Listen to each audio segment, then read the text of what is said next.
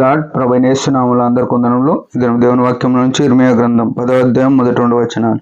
ఇశ్రాయేలు వంశస్థులారా, యెహోవా మిమ్మల్ని గూర్చి సెలవిచ్చిన మాట వినుడి. యెహోవా సెలవిచ్చినదేమనగా, అన్య జనుల ఆచారముల నభ్యసింపకుడి.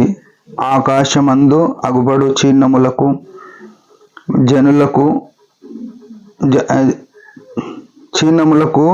జనములకు భయపడుచు జనములను భయపడును, అయితే మీరు వాటికి భయపడకుడి.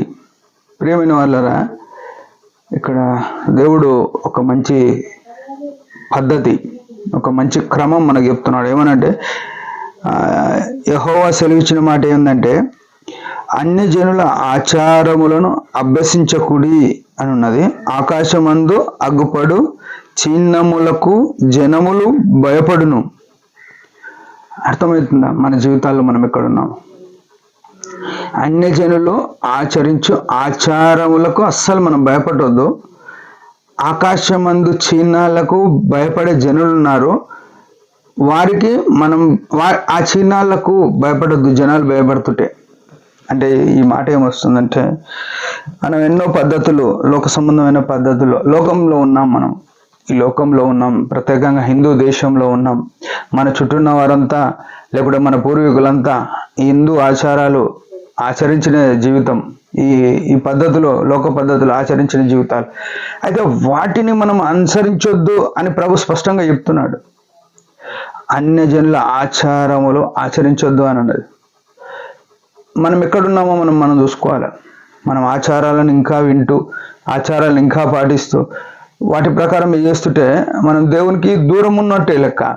మనం మారుమనసు పొంది, పాపక్షమాపణ పొంది, ఆయన శిలువ రక్తంతో కడగబడినప్పటికీ ఈ ఆచారాలు మన జీవితంలో కనబడుతున్నాయంటే మనం ఇంకా ప్రభువుకు సమీపస్తులుగా లేము, ప్రభువుకు మనకు ఎట్లాంటి సంబంధం లేదు అని అర్థం ఇస్తుంది అన్నమాట. ఆకాశమందు చీనాలకు జనములు భయపడుతున్నారు, మీరు వాటికి భయపడొద్దంటే, గ్రహణం పడ్డదంటారు, అమాస్ అంటారు, పున్నం అంటారు. వీటిలకు ఏం చేస్తారంటే భయం, జనులు వణికిపోతారు, లోకస్తులు వణికిపోతారు. అమాస ఏమవుతుంది? ప్రియమైన వాళ్ళ, ప్రభు అయిన యేసు క్రీస్తులో ఉన్న మనము, యేసు క్రీస్తు మీద ఆధారపడి, ఆయన రక్తం చేత విమోచించబడిన మనం ఆయన మీద ఆధారపడాలి. అది ఆకాశం మందు ఏ చీనాలను కనబడని వాటికి అస్సలు భయపడదు. అది ఏమైనా కానీ ఆయన నమ్మదగిన వాడు అని మనం చూడాలి. ఆయన మన కొరకు ఎట్లాంటి పరిస్థితినైనా దాన్ని మార్చగల సామర్థ్యుడు. ఎప్పుడంటే ఆయన మీద మనం ఆధారపడ్డప్పుడు, ఆయన చిత్తంలో మనం నిలిచినప్పుడు.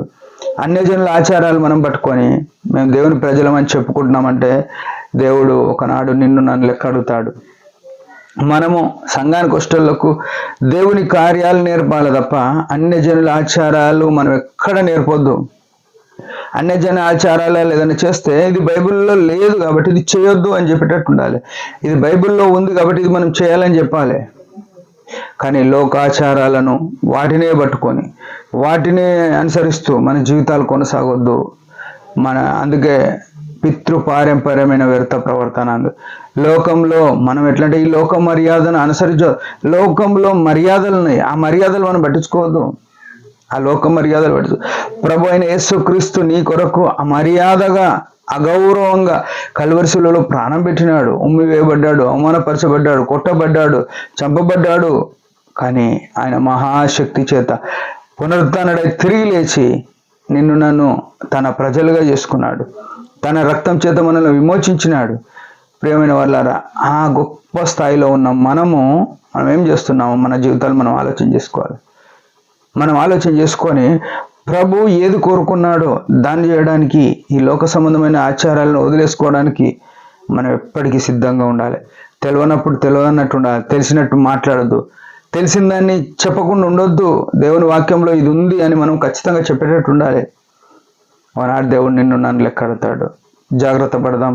ప్రభు చిత్తంలో, ప్రభు మహిమ కొరకు ఆయన ఏదైతే క్రమం చెప్పిండో దాంట్లో చేద్దాం, దాంట్లో ఉందాం. దేవుడి మాట దించును. ఒక చిన్న ప్రార్థన. పరమ తండ్రి, యేసు ప్రభు నామములో వందనాలు. మాకు ఇచ్చిన ఆశను బట్టి స్తుతిస్తున్నాం. మేము కూడా లోకాచార్యాలను, చిన్నాలను చూసే జనులకు భయపడి లోక సంబంధమైన వాటిలో మునగకుండా కృపణీయమని నజరేయుడైన యేసు నామములో ప్రార్థిస్తున్నాం తండ్రి. ఆమెన్. మీరందరి పరిచర్య గురించి భారంగా ప్రార్థన చేయండి. Praise the lord.